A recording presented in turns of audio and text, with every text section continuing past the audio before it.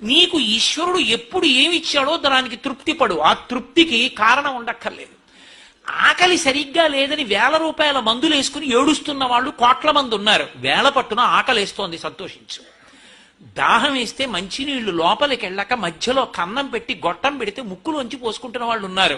గుటుక్కు నీళ్లు తాగితే లోపలికి ఎడుతున్నాయి, సంతోషించు. రాత్రి తిని పడుకుంటే పొద్దుడికి కడుపులో పోట్లు వచ్చి జీర్ణం అవక ఏడుస్తున్న వాళ్ళు 1,00,000 మంది ఉన్నారు. తిన్నది గుండ్రాయి అయినా సరే తెల్లారేటప్పటికి జీర్ణం అయిపోతోంది, సంతోషించు.